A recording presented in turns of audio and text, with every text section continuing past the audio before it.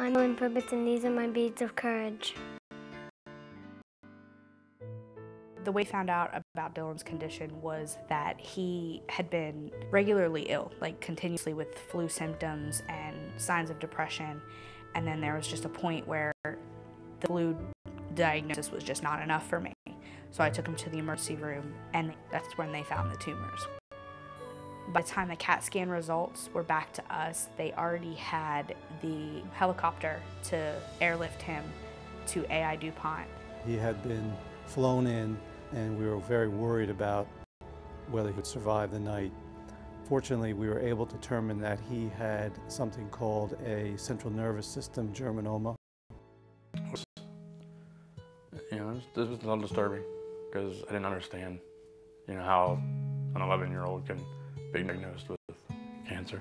I got to the hospital, he was already being rushed into surgery. First thought was, I wasn't even sure he was gonna make it. I mean, I was, really afraid of losing my little boy.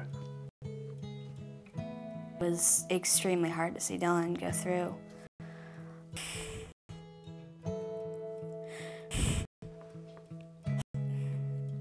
I expected every morning to wake up and get ready to go to school with him.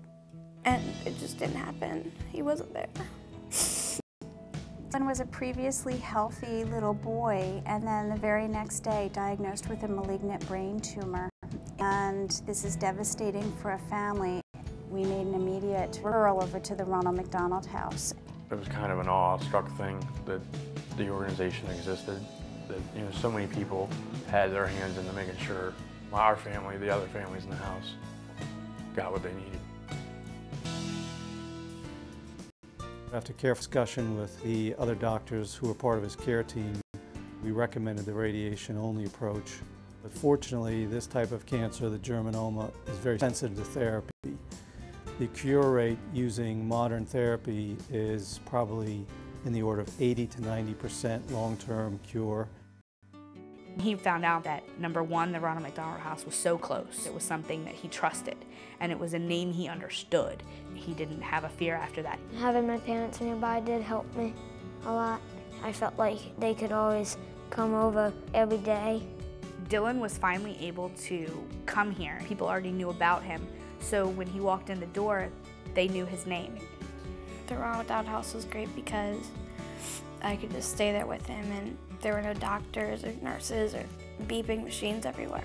It kept our faith, it kept our hope, it kept our love. It had everything. We were fed, so we were able to think. We had slept, so we were able to think. We were able to just exist. We weren't a family with cancer.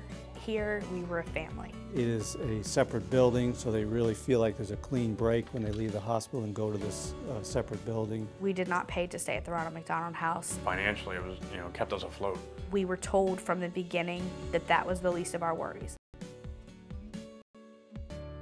Dylan is doing dramatically well now. He was considered tumor-free as of May 5th of 2010, which is a huge, huge miracle, seeing as we were under the understanding that he would always have tumors. I have had an interesting relationship with Dylan. When I first met him, he scared the bejeebies out of me. He was very sick, and as the treatments did their job and as he felt better, the true Dylan emerged. He's a smart, clever, happy boy, and one of the best things about my sometimes difficult job is taking care of kids like Dylan. I think Dylan having the ability to stay at the Ronald McDonald House really helped him get through his treatments, and not a week goes by that I don't hear about a positive experience that one of our families has had at the Ronald McDonald House.